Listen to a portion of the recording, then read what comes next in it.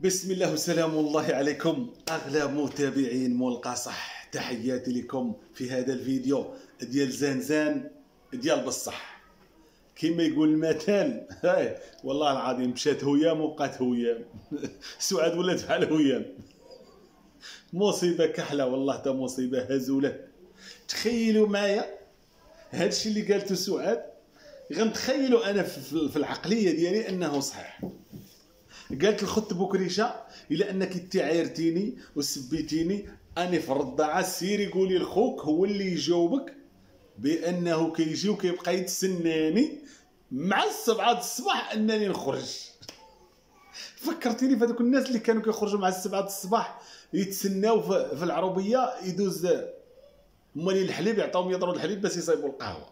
اتهاد بوكريشه الدليل على كلامك هو لبنى وبنته خرجوا كيحكوا ليه قدامه، ما انك قلتي كيبقى واقف من 7 الصباح تيتسناك تخرجي، يعني قدامه مشقوا وفلقوا بالوقيف اللي كان كيتسناك، وقلتي بالدليل والبرهان، قلتي قول ليه يخرج يوضح.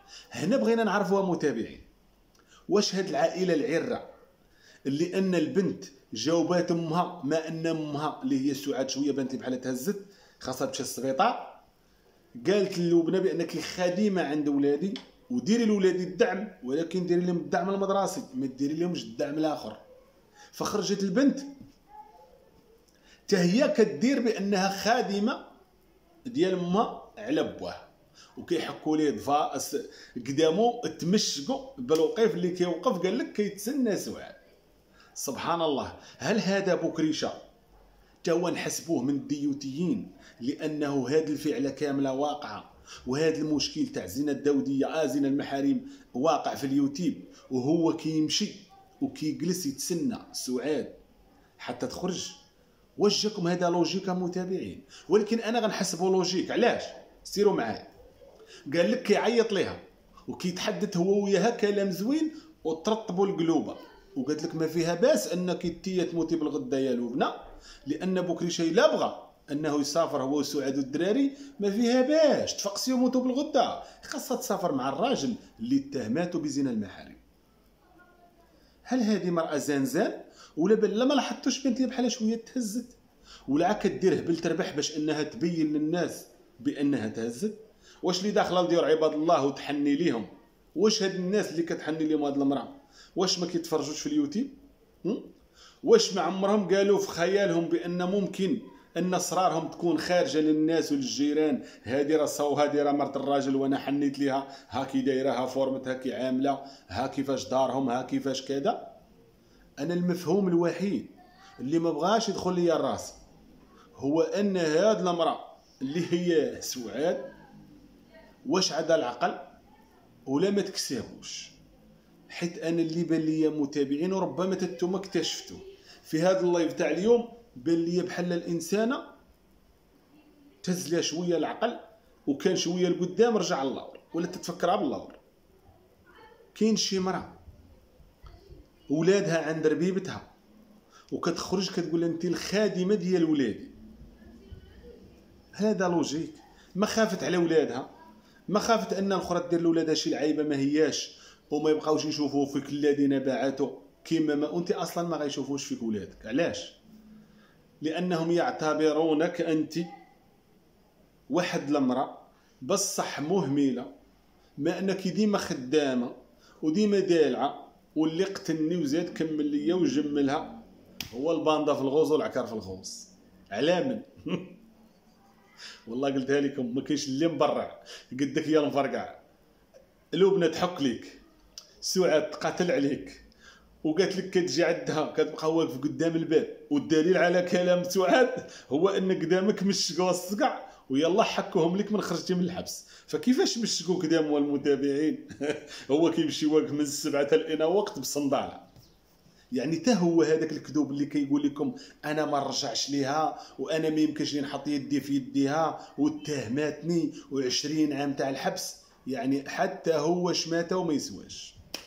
حيت ما يمكنش واحد المراه الا كانت مسطيه غتقول لواحد قدام عينيه وقدام الان بيبليك والناس كتتفرج بانه راه كيجي وكيوقف من 7 الصباح يتسناني باش يهضر معايا كلام زين ويدي الدراري، ها هادي عندها الحق. كيمشي بكري باش يبقى شاد معاها الحتيت تيفيقوا الدراري، ما ان الدراري السبت والحد كيبقاو راقدين، هو كيستغل الفرصه ديال الراقدين. ممكن يوقع شي حاجه اخرى مهمه. لبنى القضيه راه فيها القضيه فيها الخبار في راسك والبلان باين بلا ما نوضحوا. قال لك الواضحات من المفضحات. ما يمكنش غتخرج السعداء متابعين وتقول لكم كنتواصلوا الكلام وكنتحاوروا على الدراري وكيدوز بيناتنا كلام زين، مالكي شداتك الغيره. ويلي بغيت لبوكم دقه جدي اللي مشى صغير. انا بغيت لكم مع دقه، ما ان ما عادش بوكم شي واحد فيه النفس تاع الرجال. حتى انت يا بوكريشه، حتى انت اخرجتي الشيطان وما تسواش، بعتي كرامتك، بعتي شرف بنتك اليوتيوب. ما الناس الام تهمتك اتهام بشع وباقي تتلاقى معاها وتتخرج وتبقى تسناها. متابعين، كان كلامي على صواب ولا لا؟ ها نهار قلت لكم به ان راه بوكريشه صيفط بنته للدار غا وحده، ولبنى تهزات من اللايف وبغات تطردك، قالت لها فين باك مالو صيفطك عب وحدك. تما الان كاينه تما. كاين واحد النوع اللي ما كيهمو حتى حاجه، كيهمو عا مصلحته. وما ان هنا غنقولوا وما ان، وركزوا لي على ما ان السعاد سامحات في النفقه وسامحات في الطلاق، فان بكريشه كلا الودنين بالكلام الحلو. كيقول الشتي اللي كاينه وما كاينه ما احسن، والتيراني غندوز بلبنى الوقت. شوفي راه انت 18 عام وانا ما ناسيك دقيقه. خليني نمثل على لبنى تكتب لي الدار ونرجع لك يا حضار. حيت قالتها صاحبي راه ما كيزقاش فيها. قال لك ما يقول الحق غا الصبي ولا الحمق. هو سعاد حمقى كتقول الحق من الاخر. يعني قالت لكم بان بكريشه ياتي لي عندها ويتكلم معها في الهاتف. ماذا يقولون يا متابعين وماذا يخططون؟ عندكم زرع غتحصدوه، عندكم بهايم غتبيعوهم في السوق، عندكم خرفان غتخليهم للعيد. حتى حاجه ما كتجمعكم. فرقاتكم الحياه وفرقاتكم الاتهام اللي اتهمتك اتهام بشع. ما انك انت يا بكريشه الرعواني استغليتي الاتهام ودخلتي عليه الاموال الطائله، واستغليتي عاوتاني سعاد باش انها تحيد عليك الطلاق. ما انك لقيتيها حتى هي مدلدله ومدلوله ولات كتلبس لك تاهي العصري. امك على التريكه والسروال كحل وبيلي حي والباندا في الغوز والعكار في الغوز، العكار والخنونه. واش عقلته هي من كانوا كيستفزوها وكتخرج معكره وكتبقى تقول على اللي بغات؟ كذلك زان غتبقى تقول لكم شي حوايج اللي ما عرفتش. ولكن اجي نقول لكم يا متابعين، انا والله هادشي راه حيرني. هي زان كيفاش كتخلط الحنه وتحني للناس الغلاظ والناس الهاي كلاس وكتكلم معاهم وما عارفينها الزان و30 عام تاع الحرفه.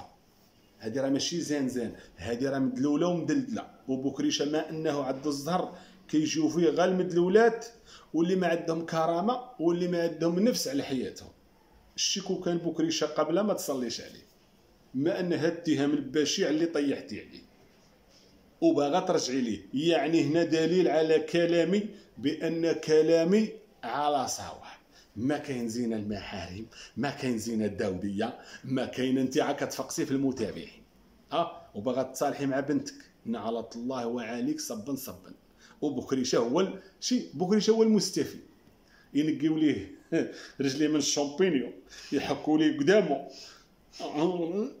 سعاد يتسناها مع السبعه، لبنى تدلدل عليه. واش بقى؟ والتوما متابعين فيه، والفلوس والاموال الطائله تدخل عليه. شكون اللي مبرع قدك يا مفرقع؟ خليت لكم التعليقات وقولوا لي سعاد اللي قالت لكم بوكريشه كيتسناها مع السبعه وبالصح قدامه فلقوا وحكوهم ليه. لكم التعليقات وتحياتي لكم.